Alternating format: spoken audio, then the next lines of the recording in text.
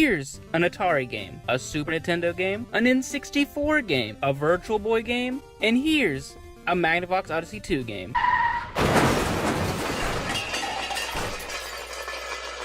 Quest for the Rings.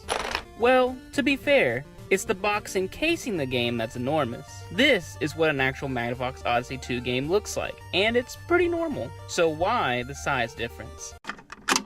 Most Magnavox Odyssey games are exactly what you'd imagine.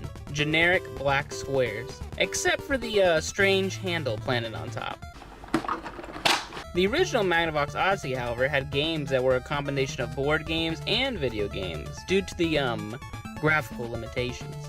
For example, to play Odyssey Tennis, you insert game card number 3 into the master unit. This activates 3 lights, 2 representing the players and 1 representing the ball. Press the special tennis game overlay into position on the television screen, and you're ready to begin an exciting, fast-paced tennis game. Now, as a joke, or maybe as a throwback, that same format would make a return for the Magnavox Odyssey 2. Quest for the Rings is actually one of only 3 of these throwback games, dubbed the Master Strategy Series. Before digging too deep into the game, we gotta quickly cover the console this thing goes to. Meet the Odyssey 2. If you're colorblind and squint hard enough, you'd probably confuse it for an Atari 2600. After all, they have almost the same exact shape, take gains from the top, and the controllers are almost identical. However, this wire situation is way worse than the Ataris. So, what's the thing that sets this console apart? Yeah, dumb question. What's in the box? Now that we've covered all that, we can actually start breaking apart this monstrosity. Immediately, you're greeted with some artwork, which is actually the same from the cover. Is that a spider shooting a laser beam at a wizard? Anyways, inside you'll find a gold labeled cartridge, which I suppose makes you feel slightly more luxurious than those other generic cartridges, but nothing comes close to the gold NES games. Moving over to the opposite side, you'll remove a gold stamped cover to find a plethora of circles and squares. But I'm not done yet! Lifting up the plastic mold reveals even more items. First, a golden manual. We'll come back to that. Next, a thin piece of plastic. We'll come back to that. Lastly, we come to the real reason this box is so enormous. A game board, if I can fit into the frame. Nope. No. There we go. Look at all this stuff, and all this just for a video game. Let's consult this fancy manual. This game is supposed to be a 3-player game.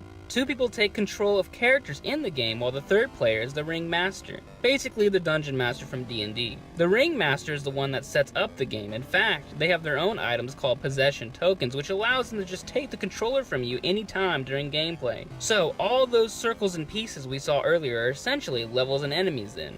And rings, and yourself, and possession tokens, and time itself. Oh man. To beat this game, you and the other player have to collect 10 ring coins. These ring coins are hidden underneath different types of dungeon variations. In order to win though, the players must collect them before a certain amount of turns happen, marked by the hourglass piece. Out of all the possible levels, there's generic dungeons, the standard, enough said. The infernos, based on the art you'd think you've just landed on the planet Venus. Basically, it's the dungeons but touching the walls kills you. Shifting halls, the dungeons but the walls move from left to right. And yes, you can get stuck in them.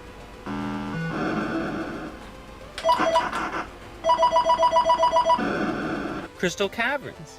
The dungeons, but the walls are invisible unless touching them. Yet the rings and levels can be combined with yet another item. Every level will spawn with an assortment of bathroom-sign enemies, or as the manual says, orcs. I'll just take their word for it. But there are additional enemies you can add. Dragons. You won't win. Spiders. You won't win. Cthulhu monsters.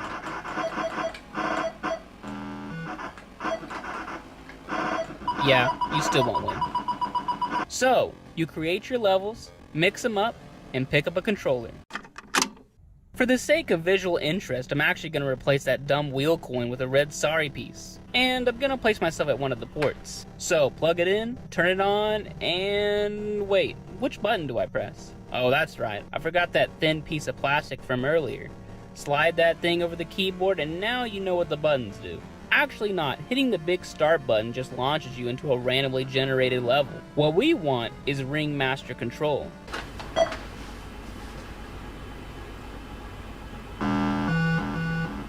Now that's a good soundtrack. Here is the character selection screen. When the name of a character you want appears, you press the button on your controller. But what choices are there? The warrior. He's a man with a sword. The wizard. He's the warrior, but way worse considering your weapon doesn't actually kill the enemies, but just gives them a seizure.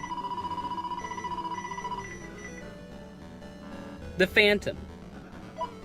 No weapon, but he can't hide in your walls. The changeling. No weapon, but he can go invisible. The manual says you won't be detected by enemies. Right. Your best bet for beating this game is both of you selecting the warrior. After all, they are the only one that can actually kill enemies. Sort of. So let's start off with that first dungeon. We open it up, revealing no ring, a monster's coin, and the dungeons piece. All that's left to do now is input that into the keyboard. See that strange shape at the bottom? Yeah, that's the exit symbol. You need to touch it to escape this room, except there's an unkillable spider on top of it. Yeah, I'm not beating this one. Luckily, according to the manual, you can skip a dungeon you die in. Eventually, you'll hit your first ring. Here, the ring counts as the exit, so as long as you touch it, you'll grab it and be freed.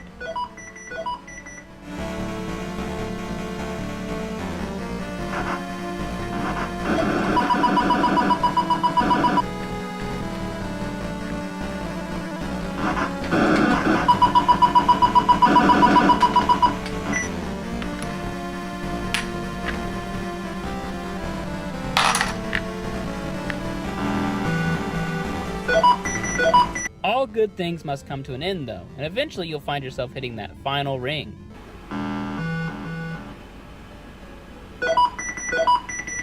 Victory. And where's my reward? Well, you're seeing it. So, how's the game? It's aight. I've played a lot of games over the years. Games where you play as a goat.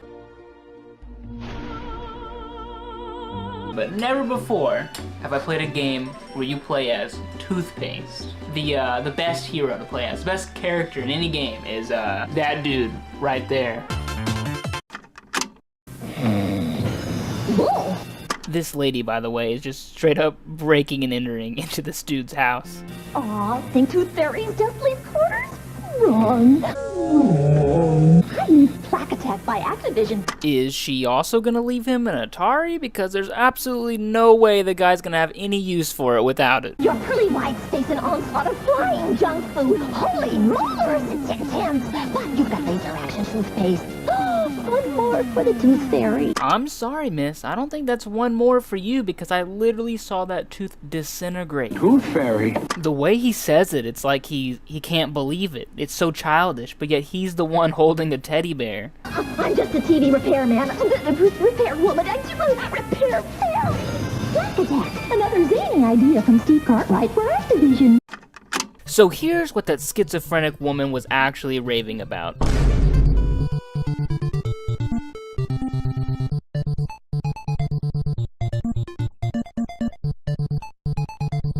The best way I can describe this packaging would be if some dystopian government run by dentists existed and this was their propaganda. You get some pretty good lines on the back, such as remember, there are no second chances. When your teeth are gone, it's all over. I guess people with dentures don't fit into that equation? Opening the game box up, you'll find a warranty for the cartridge, definitely not expired, as well as one of the nicer Atari manuals I've ever seen. This manual artwork really brings home that evil dentist regime vibe.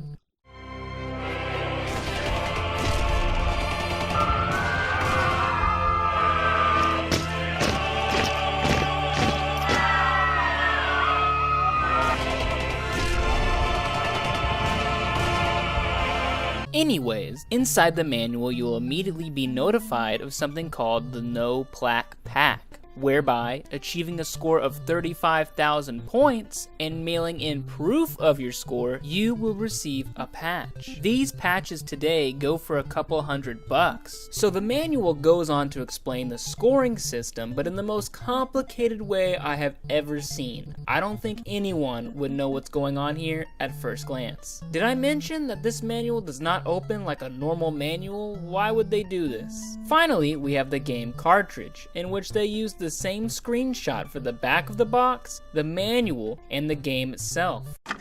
Here's the gist of the game. You are Freddy Fluoride, who is in fact trademarked. Your goal is to protect this random person's teeth from junk food. You know junk food, right? Hamburgers, hot dogs, French fries with weird symbols on them. Strawberries? I thought those would be good for you. Donuts, cherries, even though in the manual they are most definitely not cherries. Ice cream cones, and candy canes that ride skateboards on the cover but not in the game. You, as a tube of toothpaste, shoot red lasers for some reason, though advertised as blue, at these food items. Your goal is to destroy them before they touch the teeth. If they touch them, they disintegrate, though there is a small window where you can save them. If you lose all of them, then it's game over. Luckily, every 2,000 points gains you a new tooth. That's right, we grow teeth in this game. To understand how to gain those 2,000 points, we gotta make sense of that weird system from earlier. There are essentially 8 waves of enemies that just cycle over and over. The hardest, which is apparently ice cream, is the 8th wave. After defeating them, it just resets the cycle slightly harder.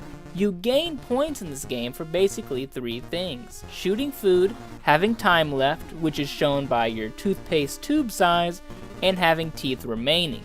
A cool feature of Plaque Attack is that when you technically lose, you can still finish out the wave, since you may still get an extra 2,000 points, which would put you back in the game. But there are some negatives. First, like many Atari games, there isn't a goal aside from the score. So I guess your one goal is reaching that 35,000 points, though the highest I could ever get was 20,000. Also, you have to protect not only the top row of teeth, but the bottom, so you need to flip around a lot.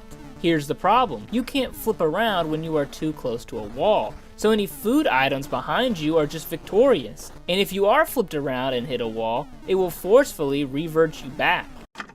This cartridge goes around for $5 on eBay, or $40 for a complete set. So, is it worth it? It's pretty cool, I guess. This is Osamu Sato. He's a Japanese man, but more importantly, he's a Japanese artist. So you know what that means.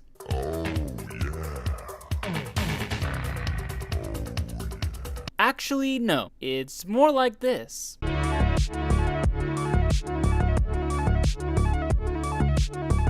Since Sato is an artist, you'd be inclined to believe he would appreciate all art forms. Music, movies, video games? Well, you'd be wrong.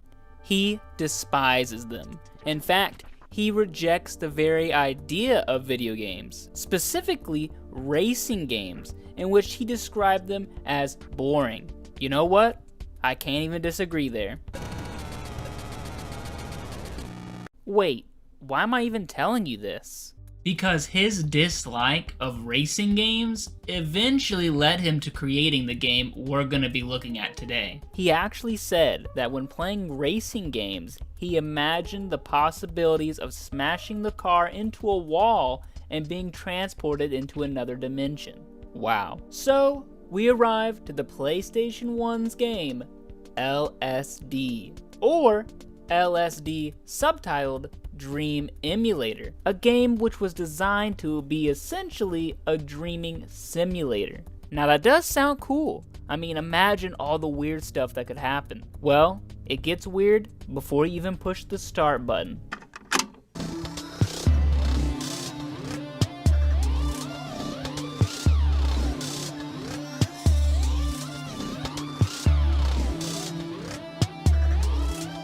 Oh, this is a totally normal intro. Strange creatures getting Thanos'd, Torii gates, sumo wrestlers.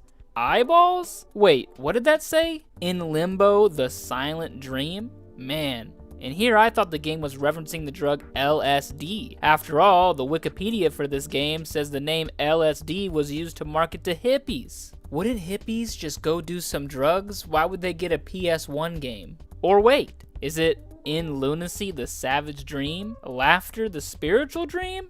Who cares? Finally, we get to the main menu. While it looks pretty complicated, most of it is just for looks. And may I say, what a nice sound. The only stuff that matters on this screen is that it's day 1, but since this game is about dreaming, I think they'd call it night 1. Start? You know. Load? You know. Graph? We'll come back to that. Shake on? I'll do what I want, when I want, and how I want. Alright, let's just start this thing. Well, I'm dreaming about a house. My house? My neighbor's house? Who knows? This is probably a good time as any to talk about the game's controls. Since the PlayStation 1's controller doesn't have analog sticks, you have to use the D-pad to move around. To look up and down, you have to use the buttons on the controller. You have to press triangle to look up, and to look down, you have to press...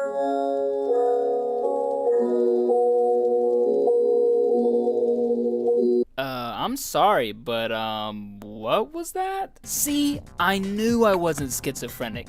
There were people living in my walls. I guess if you consider that people. So this creature touches me, and now I fade up from white, and I'm in a rundown city? Yep, just a typical dream. Every dream I have has some creature coming out of the wall. Oh God, what was that noise? Oh, that's just the sound the bridge makes? Why does every sound in this game have to scare you? And holding down the X button allows you to run. Let's never do that again. Hey, there's some dude on the pier. Maybe he can shed some light on this.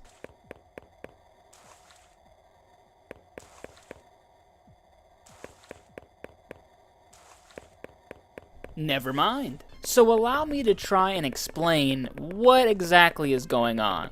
We, right now, are dreaming. Each dream lasts 10 minutes. That is, unless you die.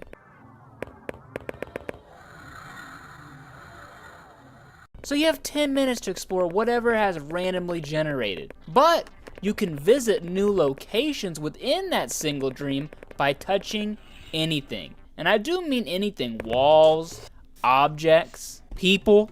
Speaking of, looks like I found some random dead bodies on the side of the road. Now I know what you're thinking. These dead bodies will probably take you somewhere terrible. But only one way to know. You know a place is about to be bombed when the music makes you want to kill yourself.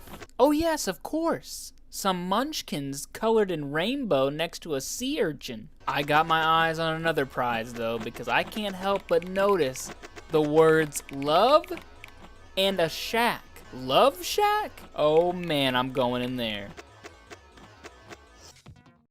I gotta admit, this place looked way smaller on the outside. So my two choices are either a dog statue or a chair? I think I'll stick with the dog statue. Oh God, it wasn't a statue.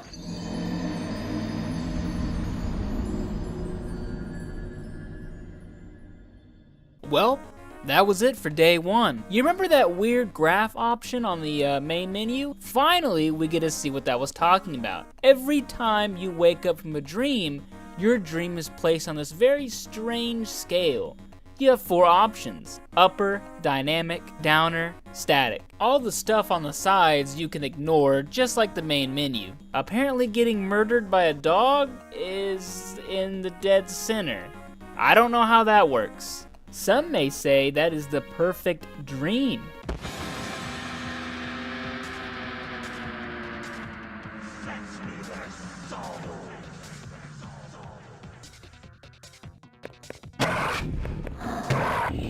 Well, maybe day 2 will be better.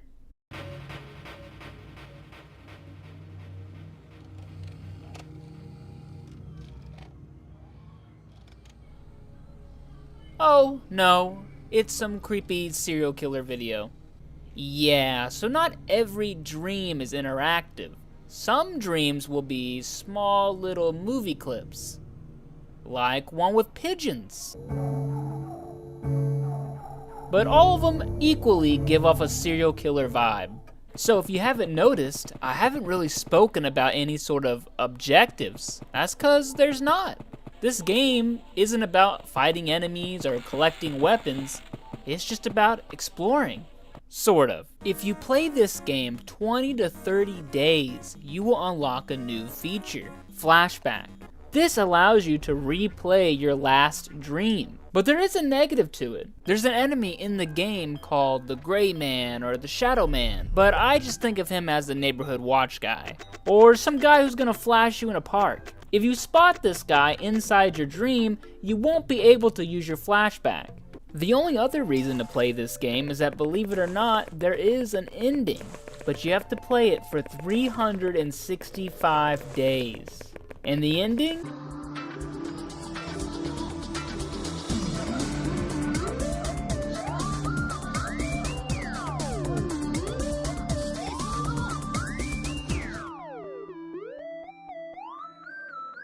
The ending makes no sense unless you have a deep understanding of Japanese culture. But obviously, no one plays this game for the ending. They play it to see all the weird stuff. And trust me, there's weird stuff. What about dancing stuffed animals? Or potato people that have faces on the front and the back, one of which only moves when you move. And you already know about that guy. How about a spaceship from Blade Runner? A giant pink elephant that arises out of a void? A floating astronaut living above your apartment? A town where its citizens are walking Buddha statues? And floating samurai getting attacked by a sumo wrestler? Traversing some lady's womb and discovering a room full of fetuses? I'm not making that up, by the way. And witnessing a plane crash with that ghost from earlier. Do you know what's a good way to end off one crazy game? An even crazier price. This game goes from anywhere from $600 to $700 on eBay, and it only seems to be getting more and more. Taking that in perspective, is it worth it? It's not worth it! It's just not worth it! Did you ever have the misfortune of DARE entering your classroom? What's DARE? Oh, that's the Drug Abuse Resistance Education. Basically, volunteers that visit schools and warn you about the dangers of drugs. My first introduction to them was one elementary school morning when two Paul Blart Mall cops showed up with handfuls of bootleg Tony the Tiger merch. They would go on to talk for an hour about, And as for drugs, well, drugs are bad. You shouldn't do drugs. Okay, that about wraps up my introduction. Now, are there any questions? Now, while their job was just that, nothing more, this is what they probably imagined they were doing.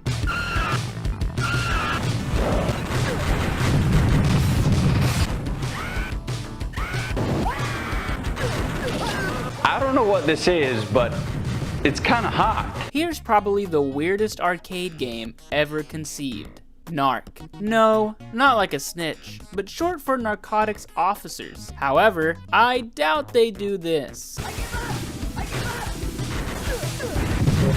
There was a misinput, calm down!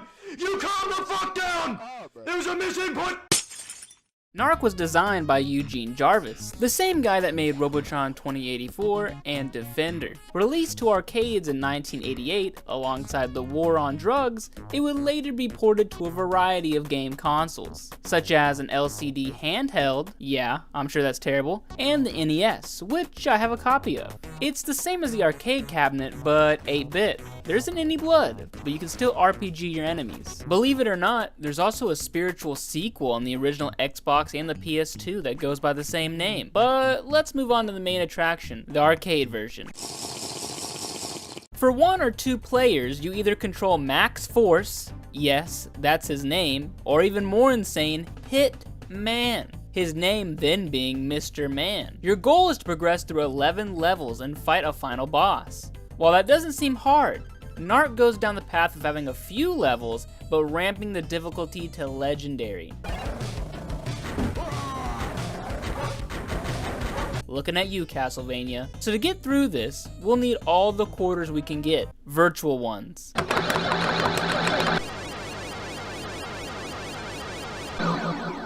So let's make our journey through all 11 levels. Every time you start a level, you'll be shown an enemy that'll be new in the stage. So here I guess we'll be fighting some hobo druggie in our red Porsche? I guess not. The controls are pretty simple. You can jump, crouch, shoot a machine gun, or shoot a bazooka. The thing you have to watch out for is the ammo. If your machine gun runs out of ammo, which it actually can't do, you can only shoot slowly. Make sense out of that. If your RPG runs out, then you won't be able to use it until you collect some rockets off of dead bodies.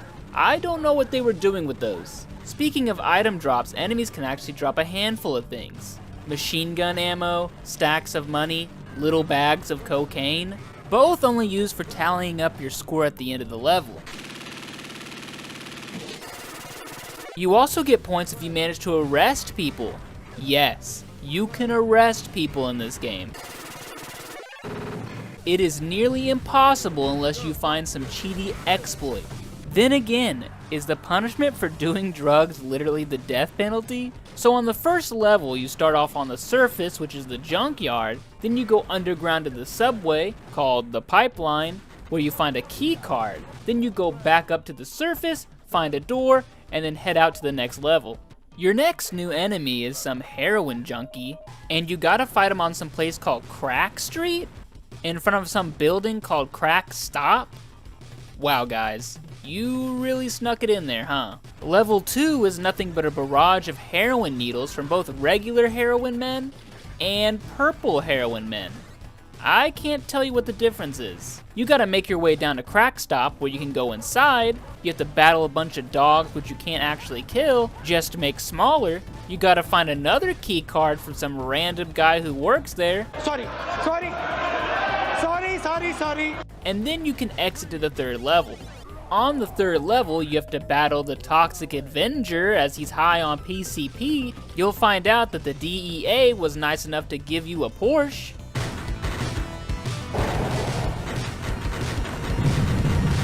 Oops, what did I even die by? An LGBT landmine? Make that 2 Porsches. 3. 4. Ah, just forget about it, I'll walk. You gotta watch out for PCP addicts because they stick to you like glue and just headbutt you. You also gotta watch out for clowns that seemingly just hop over the guardrail.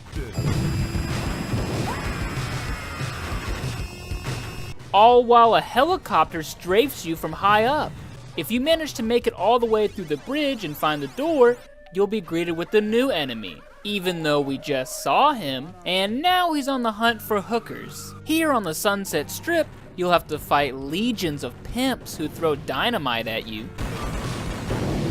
Some guy drives by shooting at you from Elvis's Cadillac, and of course, the hookers. Now the clowns, they really want them, and you can save them if you want, or not.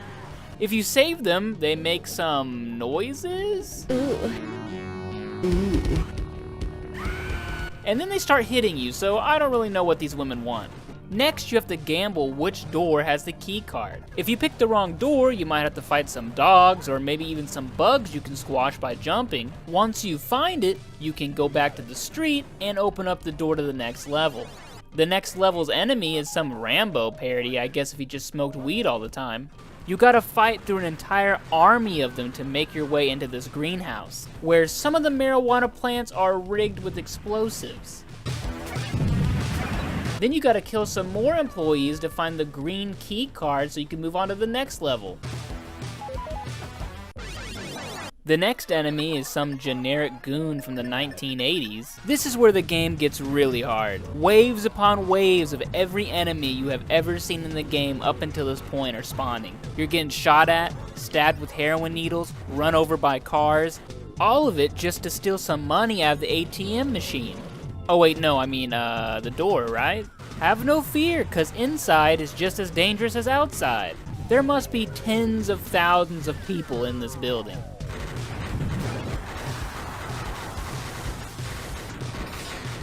So you fight through an entire floor just to do another floor. And then after you do that floor, guess what? Another floor. And would you believe what comes next?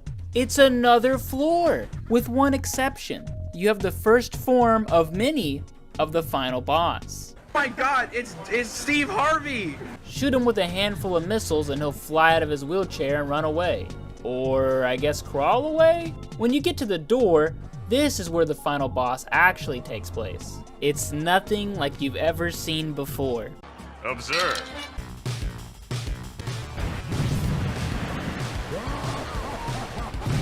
I don't even know where to begin.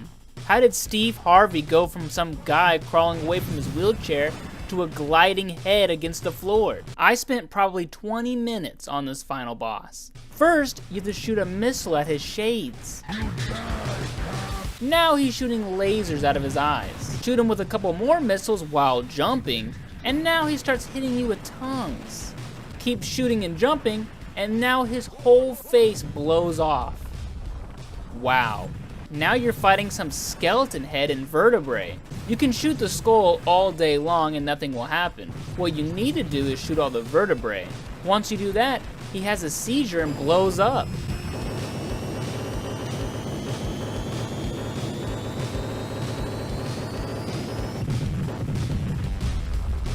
You'd think the fight's over, but it's not, because now the skull spawns bugs. Imagine dying after this and now you have to do it all over again. Once you get to this door and open it,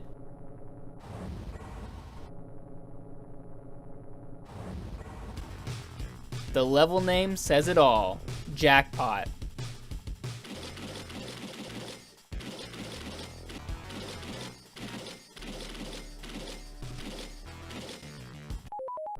And yet there's one more weird thing.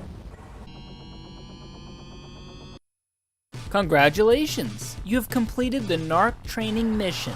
Nice work. Contact your local DEA recruiter. What in the... The original NARC arcade is actually one of the more expensive arcade cabinets you can buy. With a price like that, I would say absolutely not worth it. It's not worth it! But I played mine on my modded arcade 1-up. Not to mention, you could just emulate it for free with some software, or I'm pretty sure you can find it online already done. So in that regard, is it worth it? I think it's a good idea, and I'm standby. Climbing tall mountains is an obviously dangerous recreation. Its enthusiasts must watch out for the cold, strong winds, icicles, the birds, conveyor belts, Yetis? Polar bears wearing sunglasses and pink Speedos? Wait. Ah, that's right. I'm thinking of the NES game Ice Climber. Yeah, you know them. Those people from Smash? Popo and Nana? Or Nana, whichever you prefer, though Nana makes me think of some dude's grandma. So here's a question. Then who in the hell is this person on the cover? Looks like Santa with jet black hair. Maybe he was having a midlife crisis. Anyways, originally Ice Climber came out in the arcades as Versus Ice Climber. Ironic, since they were always portrayed as a duo. Then that port went into this port, then this port became that port, then you had this thing, and maybe this thing. Well, you get it. It's basically all the same game. So here we are on the NES. You can choose from 1 or 2 players and also whatever level you want. What's the last level, 32? So you can just select the final level before you even play the game. The arcade also did that. It's pretty weird. Well, let's start off on good old level 1. Okay, so there's no story, no context, but the first thing you see is a pterodactyl carry away an eggplant. An eggplant with human eyes? And? Not like I care about him, you can have him. Apparently, it's not a pterodactyl. The manual says it's a condor, which is basically a vulture. Yeah, that's definitely what that thing looks like. The controls are pretty simple. You can move, jump, and swing your mallet. You think Popo or whatever here would carry an ice axe, or maybe even a gun, but nah, he's got a mallet. So we have to go and teach that vulture a lesson. To do that, we have to jump head first into these layers of rock and ice and climb up. This begs the question, are we inside a mountain or on the outside? On the way, you have to watch out for yetis, also known as topies. If they touch you, you'll die, but they also have a secondary ability of filling in any holes you leave behind, or in front of you. Strangely enough, on the Famicom, it wasn't always yetis, instead it was seals, which sadly means you do have to club seals. Interesting note about topies is that when you whack them, they just dizzily spin back to the sides of the screen, but they return. If you trap them between two different pits, they'll fall to their doom, and yet they still resurrect. Get to the 8th floor and it'll convert into a bonus stage. Not more eggplants. Make your way through a series of tricky jumps to the summit, all with a countdown, and there you'll find the bird, without the eggplant. To complete the level, you have to grab onto the condor's legs. I don't really get that. Your score is then tallied where everything from blocks to those random eggplants count, and if you manage to grab onto the bird in time, Popo will be very excited. If not, he'll be bursting into tears. Starting off on level 2, you'll come face to face with a bird. My bad, a nitpicker? At least it actually looks like a bird this time. You can kill them by jumping upwards into them. You'll also find a cloud platform and icicles which constantly drop. I'm sure you can guess what happens if one of those hits you. Get to the end, collect some carrots with eyes, then move on to level 3, where you'll be introduced to some new entities such as indestructible walls and conveyor belts. And here's where you start noticing something truly atrocious with this game. The jumping in Ice Climber isn't like most 2D platformers. First, you can hardly control yourself mid-jump. Wherever you went is where you're going. Second, the hit detection is non-existent. I can't tell you how many times I've seemingly passed through solid matter like Danny Phantom. It really gets annoying later on when you're battling enemies and trying to make tricky jumps off of clouds going light speed. Take too long planning your jumps and a polar bear shows up donning some very impressive apparel. He'll jump once, causing the screen to move up a level, and then he'll run away. No biggie, you can murder him. If you do die in this game by either falling into the black abyss or otherwise, you'll lose a life. You start off with just 3, and you know how many you can get throughout the entire game? 1. That's right. The most lives you can have in this game is 4. Well, how do you get it? Grabbing a piece of corn in one particular level. Just 1. And that's all. After a brutal campaign, you make it to level 32. Oh man. The first obstacle is a cursed combo of lightning fast clouds and conveyor belts. As if it isn't annoying enough, you gotta watch out for birds and yetis. Oh, and a polar bear. Oh, suicide. God, this sucks. This next section is no easier though. You have to stand on a tiny unbreakable conveyor belt bashing away at an unbreakable ceiling. By the time you do get through, a topi comes by and plugs it. After 10 minutes of button mashing, you finally reach the bonus stage. Make your way up, grab the bird, and it's over. But let's see what that ending has to say. Wait, level 1? It loops? It loops forever? Surprisingly, it's actually one of the more expensive NES games, but even though it's annoying, I still had a good time. So, is it worth it? I mean, it's alright, like... Listen, we're gonna be down here quite a while, so we might as well find ways to pass the time. How about name a video game where you play as the villain?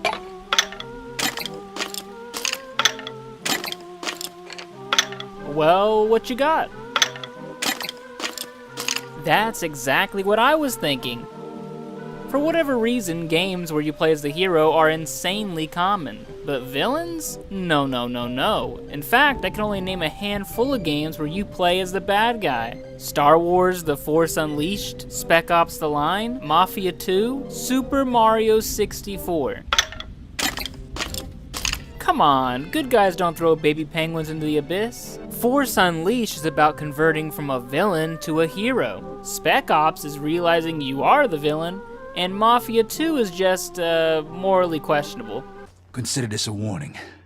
You touch my sister again, I will kill you. But why is it so hard to have a game where you're evil at the start and you're still evil at the end? No, it's not because they're boring. Here, I'll prove it. We'll play one of my all-time favorite games, Dungeon Keeper. And then magically there is a computer inside the dungeon. Welcome to 1997, and here are your game options. Play as James Bond and shoot some bad guys, or play as Fox McCloud and shoot some bad guys?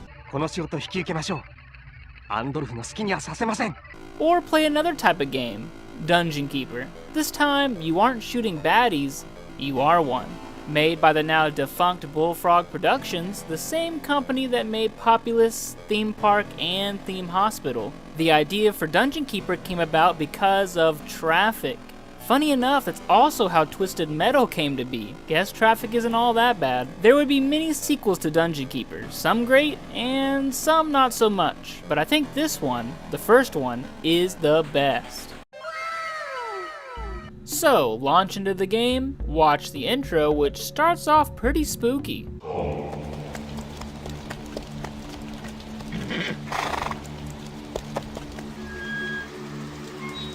This knight goes into a clearly dangerous dungeon, but then, oh no.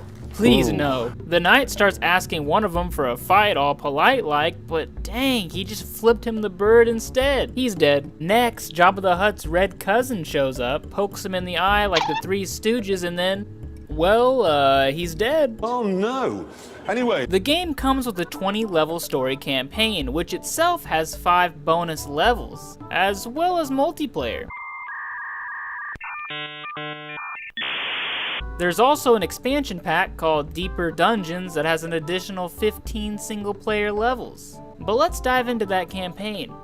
Eversmile. Set in the realm of joy, the people of Eversmile are plagued only by aching facial muscles, and not anthrax as we had hoped. Eversmile is a disgusting land of good humor and polite frivolity. He'll tell you how happy and peaceful a town is before you stroll in, and then afterwards... Branahawk. War and anthrax have taken to this land like fleas to a rat. The region is, thanks to your unstinting efforts, now a major eyesore. But what is the end goal of this game? Well, it's just to ravage the world. Each time you complete a level, the world gets a little bit more fire and brimstony. By the time the game ends, the landscape is just a lava wasteland. Time to head into that first level.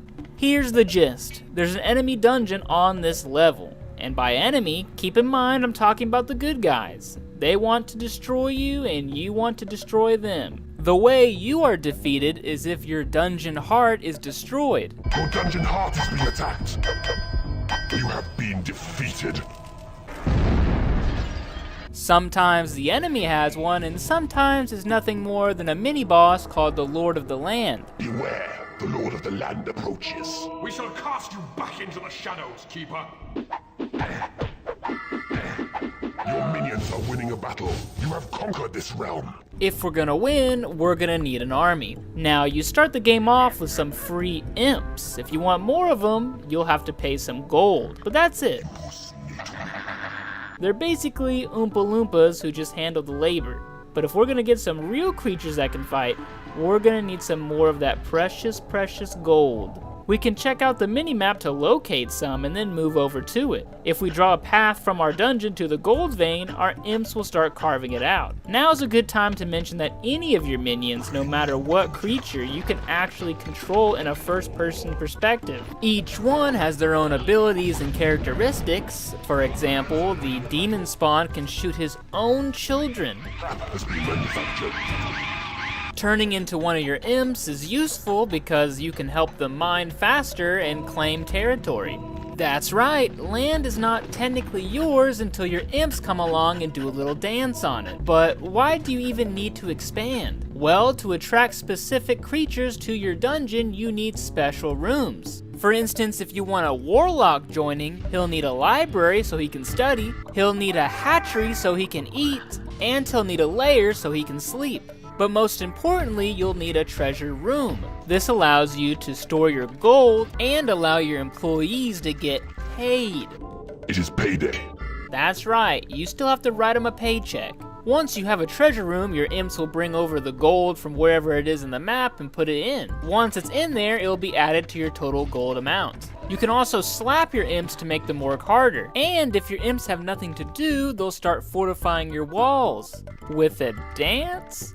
This way, your enemy can't dig through and attack you while you're still preparing. Another important room is the training room. Placing your minions inside will have them level up, gaining them new attacks and better defenses. This game has so many different creatures that you gotta watch out for some bad combos. For instance, if you have a spider and a fly, the second they see each other, they'll fight to the death. Your creatures are fighting amongst themselves. Something else you might stumble upon while digging around are the secrets. This might come in the form of some strange pathway at the edge of the map, which when dug to, you get some free skeleton troops. Or maybe you'll find an orb which lets you take one of the enemy's own people. Honestly, there's so much to talk about with this game that this video could probably span an hour. Once you are finished building your base, you need to open up the portal. This is how you actually get the creatures into your dungeon. An entrance has been claimed. If you don't like the ones you get, or you just have way too many of the same ones, you can drop them back in. Opening the portal triggers the enemy's AI to attack you. You can see on the mini-map a very vague direction of where they are coming from, but soon you'll see them start encircling you with their own walls. When ready, here comes the onslaught. You have turned into a new area. Your creatures are under attack. Your creatures are attacking the enemy. Your creatures are falling in battle. Your minions are winning a battle. Your minions are winning a battle. As you progress further and further through the game, you'll discover more features and items than I can possibly do justice. You might find some purple gems which act as infinite gold. You'll have levels that have more than one enemy. Warlocks will start researching a crazy amount of spells. You'll get the prison room which lets you capture enemies and starve them into skeletons. Spooky, scary skeletons. You'll get the workshop room which lets you build barricades and traps. So you battle your way through 20 levels and you want to see the ending? Well, I won't spoil the whole thing, but I'll just give you this short clip.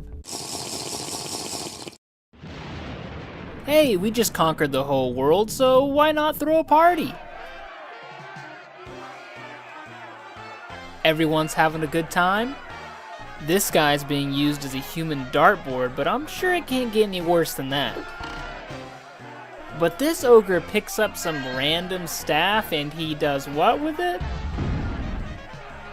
Oh no, not again, please. All the other ogres just look dumbfounded, like they have no idea what that is. I guess I'd understand. I'm confused. You really can't make this stuff up. About 5 years ago, I bought Dungeon Keeper complete in the box for around $20. Since then, I have no clue what happened to it, so I went online to try to find another copy, but lo and behold, it's anywhere from 60 to 80 bucks now. And just a CD can cost you 20. Luckily, you can buy Dungeon Keeper Gold, which comes with the expansion and PDFs of all the manuals.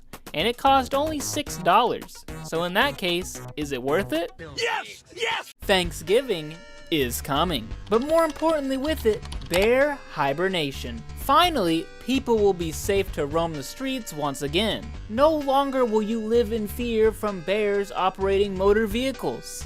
But have you ever wondered what this time of year is like from the bear's perspective? Well, wonder no more, cause here today is Enviro Bear 2000 Operation Hibernation? That's definitely up there for the longest game title. Bask in the very real and very scientifically accurate portrayal of what a bear has to go through to get some food for the winter. Created in 2009 for PC and later ported to mobile, you as the player take on the role of a said bear. Well, to be honest, he looks more like Chewbacca than a bear. Your goal? Eat enough food before a timer expires to survive the winter. At your disposal is some 1980s Camry in which you'll have to overcome some of the most frustrating driving controls in any video game. Seriously, this bear only uses one hand to drive.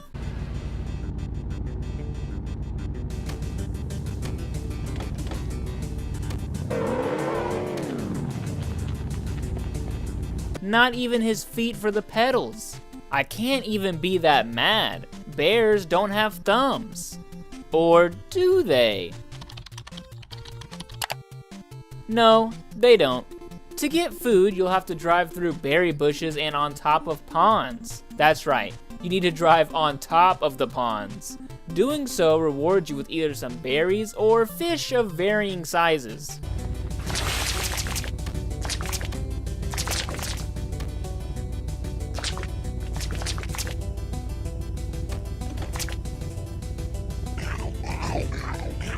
The difference between the two food items is that berries disappear when you finish them and fish leave behind the bones. Now, this is a problem because the more fish bones you have in your interior, the harder it is to drive. So why not just go after the berries and forget the fish altogether? Well, as some sort of negative, berries barely fill you up while fish actually do a great deal. And you can figure this all out on the car's gas gauge. Yes, the car's gas gauge tells you how full you are. Because this bear only has one hand, you'll have to stop whatever it is you're doing so you can eat. And once you're full, a text message appears telling you to hibernate. That's your cue to find the nearest highway tunnel, which you'll drive your car in and spend the next 5 months. Or actually just to start the next level. The controls in this game aren't your only enemy. Anytime you crash, a plethora of junk falls into your car.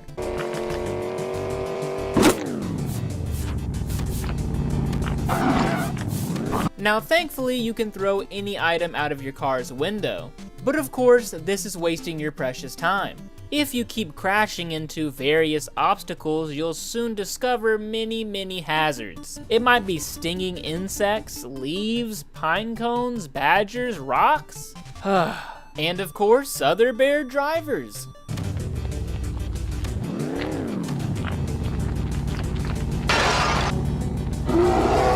Even the levels can screw you over. Sometimes you'll have as little as 1 minute to gain food. Your car can be turboed.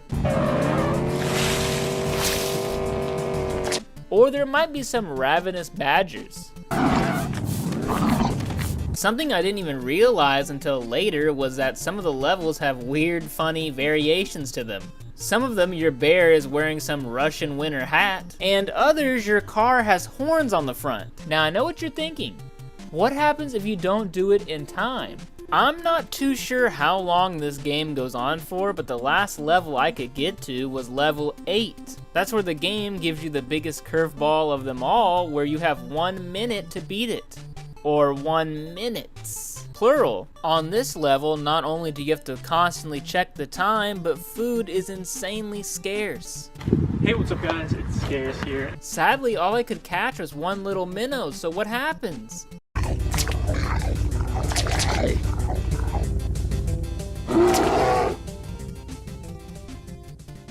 A bunch of snow piles into my car and I die?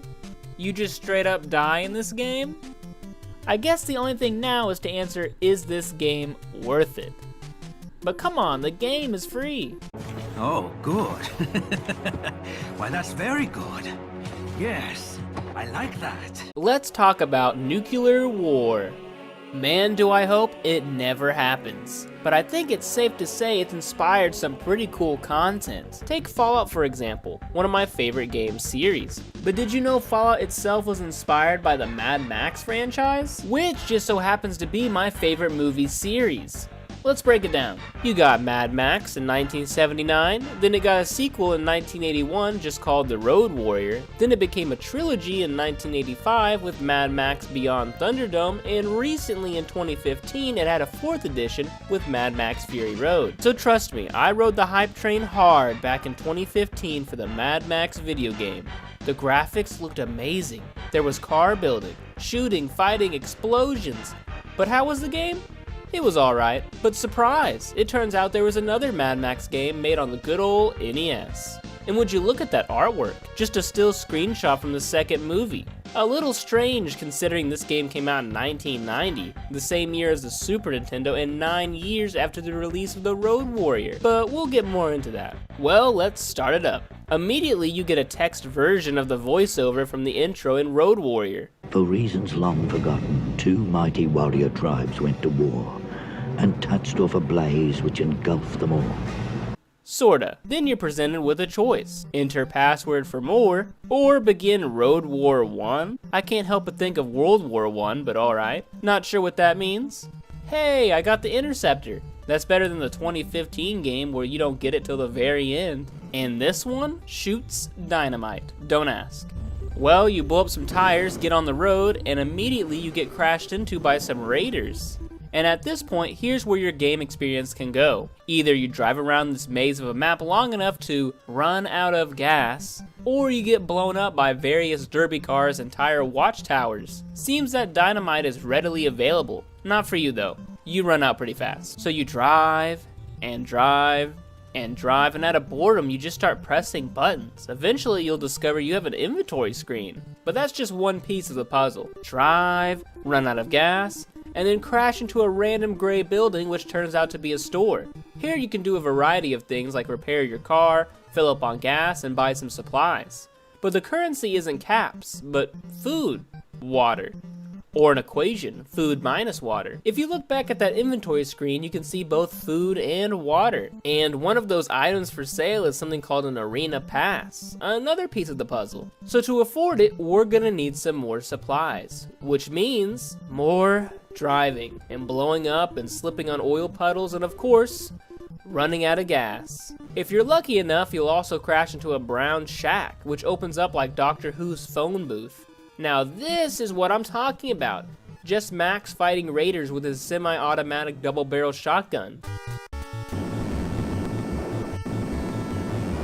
Oh wait, no, that's not how that works. Inside this magical room, you can find gas cans, ammo crates, dynamite, and of course, food and water, as well as keys that open empty rooms.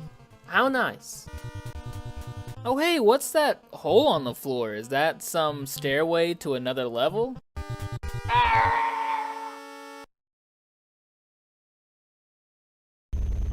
After stealing everything and killing more people than Mel Gibson killed in all the movies, you know what must be done.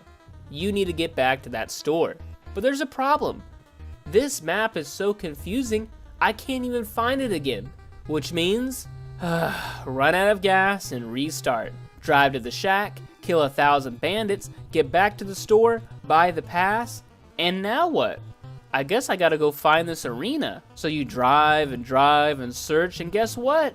Run out of gas. So here's what needs to happen. Take all that loot from the shack, and instead of buying an arena pass, just buy a full tank of gas. This way you can explore the map and find the entrance first, and then you can just restart later. Once you find it, it's just a boarded up hole, and its position on the map is as far away as possible. In order to make this work, you'll need to follow a very strict path. Go from the start to the shack, or cave, or mine, or whatever it's called. Grab the loot, get to the store, buy the pass, and if you actually did collect everything, you'll have enough left over to buy 1 gallon of gas. Dang, that food and water Could have bought me 1 gallon of gas. From there, you need to take a long and dangerous path where every second counts. You genuinely have to go from one corner to the other, and I barely made it.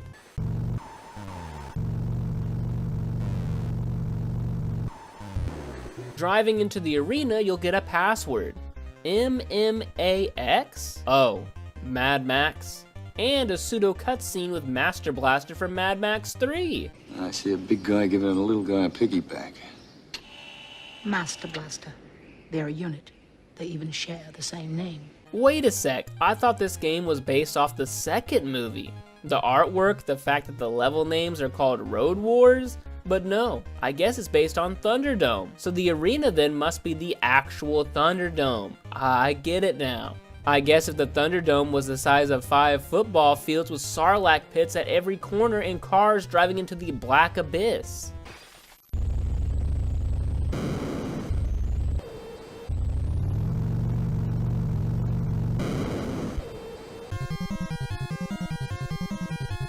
I don't remember this from the movie. I don't remember this from any of them. Well, in this version, you have a handful of attempts to destroy a large number of cars. Wait, 0 enemies remaining? Is it because I still have another attempt left? Is that why I haven't changed levels? Well, I guess maybe I need to kill myself.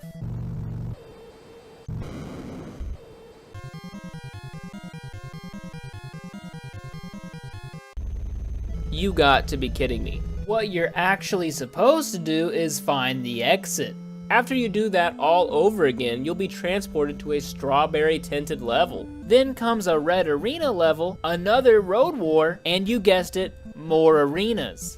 This time I actually got to see the final car enemy. It's some snowplow whose aura makes the pits seal shut. Now this is an epic duel.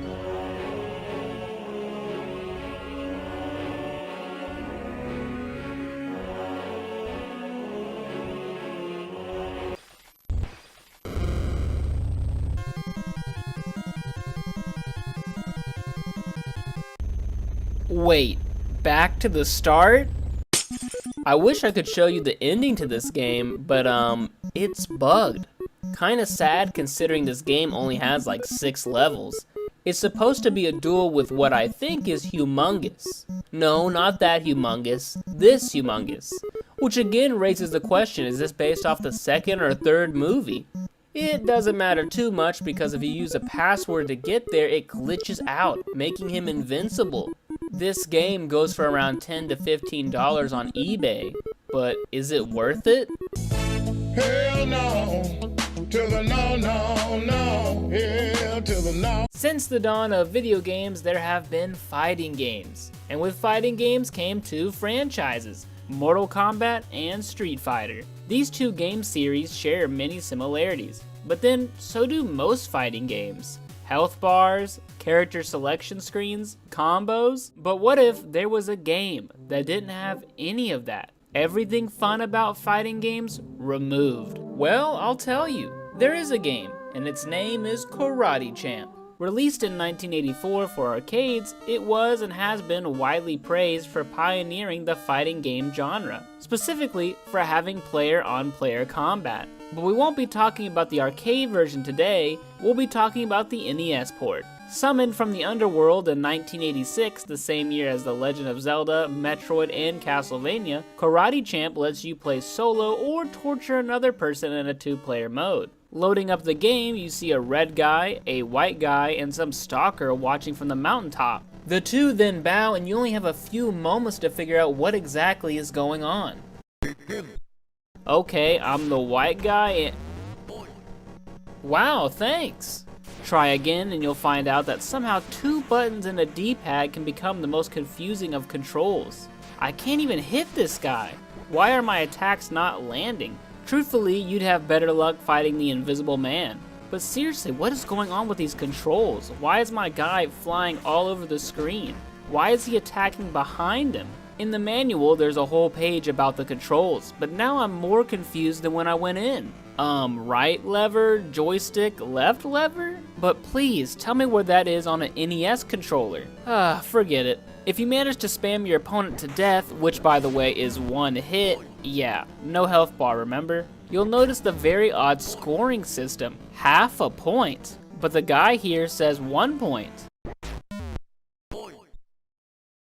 And then point, note, 2 points? Well, surely the manual can help us out here. Of course. What am I even looking at? What does this mean? It's not exactly a good sign when your scoring system is too complicated to understand, even with the manual. Let me try to do a better job at explaining this mess, or at least try. You need to beat your opponent in 3 rounds to win 1 match, and you need to win 2 matches to progress to the next level. Actually, I don't think that's right. I just don't know. It seems like whatever move you end up using will either give you a full point or a half a point, and I can't tell you which moves do and don't, or how to do them. If you manage to beat a level, your guy does some bizarre dance. Kinda a juxtaposition from the very honorable bowing at the beginning. And what do you get for beating a level? A bonus stage. Well, the Grand Canyon turned into a desert.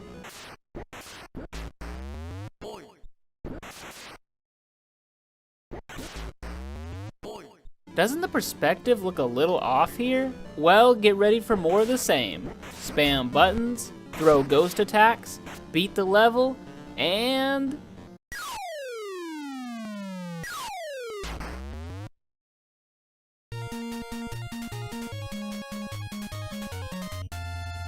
Man, these backgrounds suck. Why am I having a karate match in some drug alley? If the background is just a pixelated picture, why couldn't they draw something a little bit more interesting?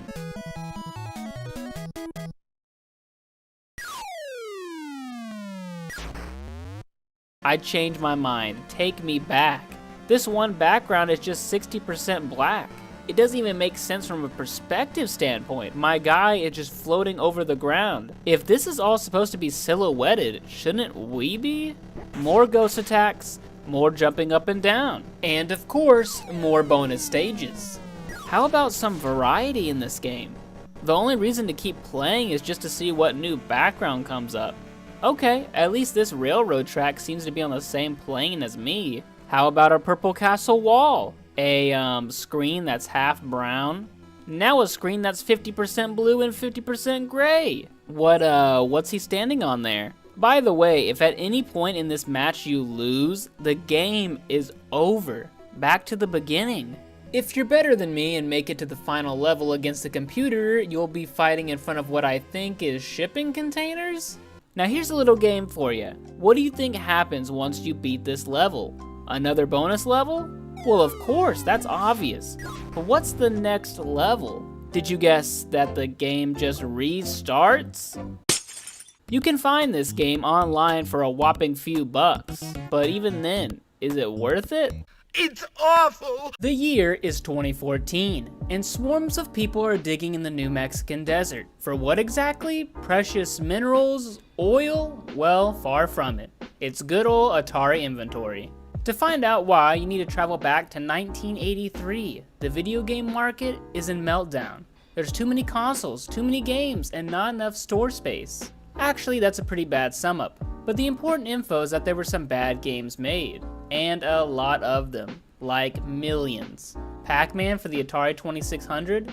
Make 12 million of those bad boys. But sir, we've only sold 10 million Atari consoles. Are you really expecting 2 million people to buy an Atari just for Pac-Man? I don't care. Do it anyways. The game isn't selling. Yes sir, it turns out people don't like glitchy textures. We've only sold at max 8 million copies. That's 4 million copies we can't get rid of. Take all of the unsold games and store them in our factories. Sir, we've acquired the game rights to the movie E.T. How many copies should we make? 5 million. Do you really expect 50% of all Atari owners to buy E.T. the game? Understood. Sir, we've only sold 1.5 million games. That means we have 3.5 million copies of E.T. that we can't get rid of. This is your problem now. Well, maybe not exactly like that. But in short, they took all these unsold copies of E.T., put them in a factory, then they sold the factory, and so they just decided to bury them in deserts. But here's that segue. E.T. for Atari 2600. Seen by many as the coffin nail of Atari and one of the worst games of all time. Start it up, and all the game shows you is E.T.'s face. Kinda weird. Until you realize the only reason they show you this is because the E.T. in the game looks nothing like him. And your first mission is to figure out what you're even supposed to do. You can travel to other screens by going up, down, left, or right. On these screens, you'll notice holes in the floor which you can fall into. If you're unlucky, you'll just instantly fall down a hole when moving between screens. At first, it's not too clear how to get out of them, but if you hold the button, E.T. will stretch out his neck and then fly upwards like he's being raptured. I don't remember that from the movie, and still, 90% of the time, E.T. just plummets back into the same hole.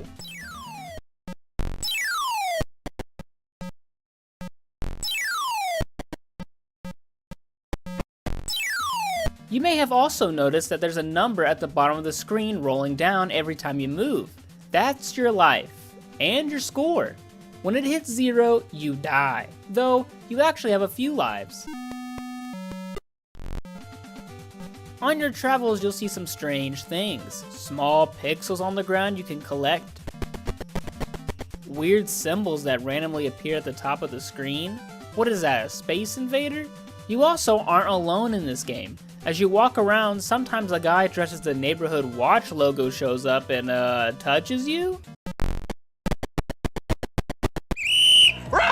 There's also someone dressed in white who straight up kidnaps you and takes you back to their compound. Not too secure, is it? Okay, what exactly is happening in this game? That's where you need the manual. Oh boy, this looks complicated. Let's start off with the goal. You need to phone home and get off Earth.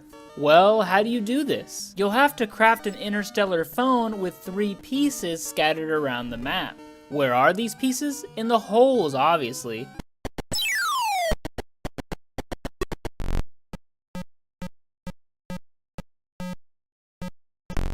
This is the gameplay? No wonder people don't like this game.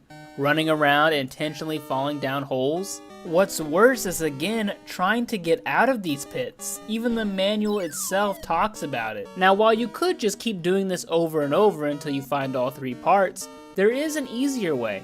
Remember those odd symbols at the top of the screen? They are spread around each area randomly and each have a different function. For instance, pressing the button when there are arrows will teleport you to that particular screen. If you find the question mark icon and then press the button, it will for a short period show you where a phone piece is. Okay, that makes it a little bit easier. That is, until the trench coat guy shows up. His one goal in life is to take away your phone pieces, and when he touches you, that's exactly what he does. He is relentless, flying over pits, moving at full speed, or appearing in the middle of nowhere without any warning. He is for sure in the top 10 most annoying video game enemies. But you do have some defenses. Firstly, holding down the button and moving will cause ET to floor it.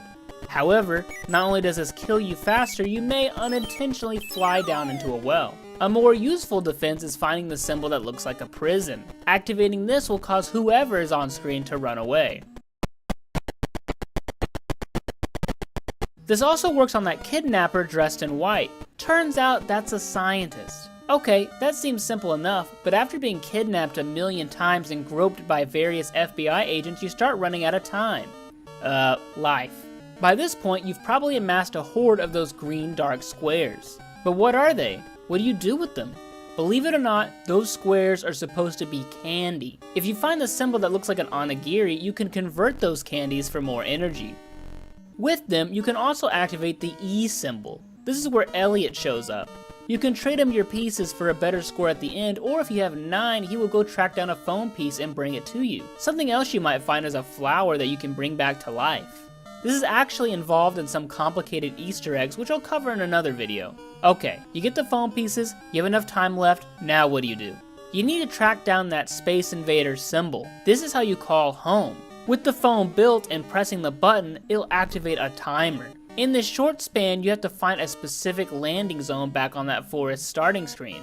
It looks like a square with a cross with another square. If you don't make it there in time, you'll have to repeat the process. If you succeed, however, your ship comes back down and that's it. Game completed. E.T. is notorious for being one of the worst games of all time, but is it that bad? While it might not be one of the best games ever made, I can't say it's worse than some of the other games I've covered. You can find a copy of E.T. online for under $10. So, is it worth it? It's pretty cool, I guess.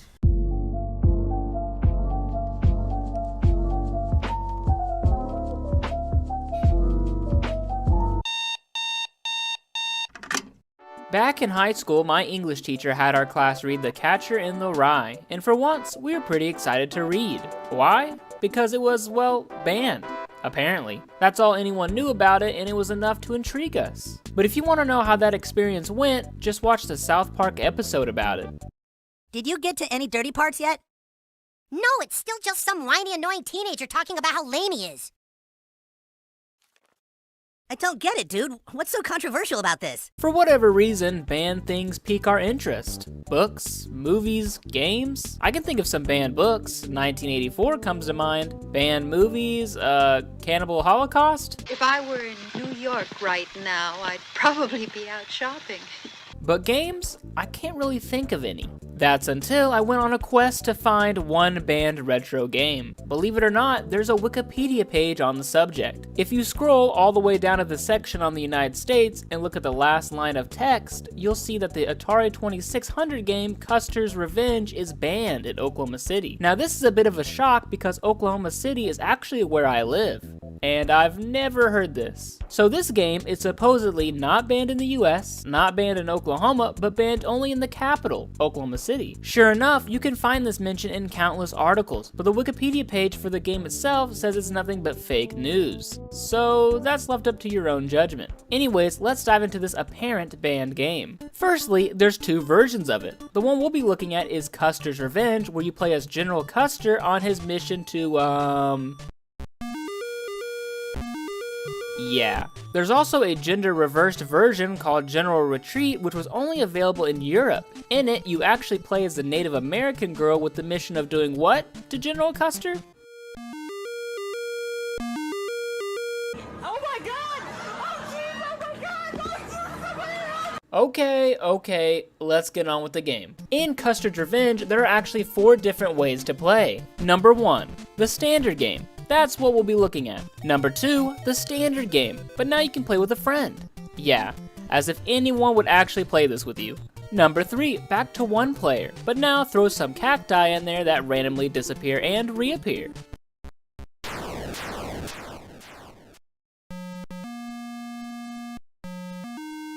Number 4, the same as number 3, but back to 2 player. Your goal is pretty simple. There's a Native American girl named Revenge, tied up on what I think is a cactus, though on the cover it looks like a totem pole. I'm not even gonna comment on Custer's appearance. He looks terrible. As stated, your goal is to get to the girl, but in your way are arrows you have to dodge. Now these arrows only fall halfway down the screen, and it seems like they're in the background anyways. Honestly, most of the time it doesn't make too much sense on when they kill you or not. You'll openly be in the trajectory of an arrow and live, or it might barely touch your hat killing you. The manual goes into a little bit more detail on your death. When Custer gets hit by an arrow, lightning and thunder strike. Thunder strike? I didn't know thunder could strike. Speaking of the manual, there's some pretty strange lines, such as if the kids catch you and should ask, tell them Custer and the maiden are just dancing. That will work. We at Mystique Trademark feel that it's time for video games and their adult players to come out of the closet, away from the kids. Yeah, anyone who unironically plays this game should be kept away from kids, and deal with adult fantasies. After all, grown-ups have been known to be imaginative and competitive, as well as have fantasies. Is this people's fantasy? Now, it's not too hard to imagine why this game could be banned. Oklahoma itself has a high number of Native Americans living in it, and the things you are doing are not exactly tasteful, 'cause you know. But don't worry, the developer of this game has stated Custer was seducing the maiden, and that she was a willing participant. A statement that's countered by the back of the box, which says she's not about to take it lying down. Now, I'd imagine it's hard to be a willing participant when you are tied up in the middle of a battlefield. But this begs the question, who exactly tied her up?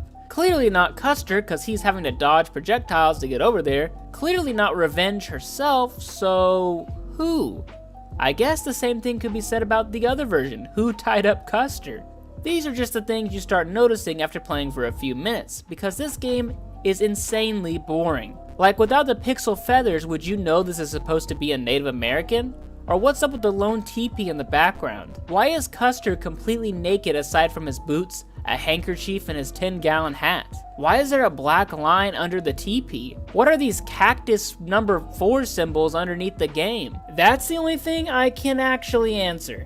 It's how many lives you have. You start the game off with 3, and every 50 points you score is an additional life. And every time you get one, it kicks you back to the start. So, is there any reason to play this game? Well, the more points you score, the more difficult it becomes. Basically, the arrows move faster. That's about it. There's no ending. Just this, for all time. Guess how much this game came out for back in 1982? $49.95. Now, if that was the price today, that would be insane for such little content. But adjusted for inflation, that's over $140. Today, a copy will run you between $300 and $350 for an open box, and for a sealed copy, you're looking at $800. Far more than the console the game is played on. So, is it worth it? You've seen one of them called Custer's Revenge? Yes, I have. What is it like? It's, the graphics aren't bad.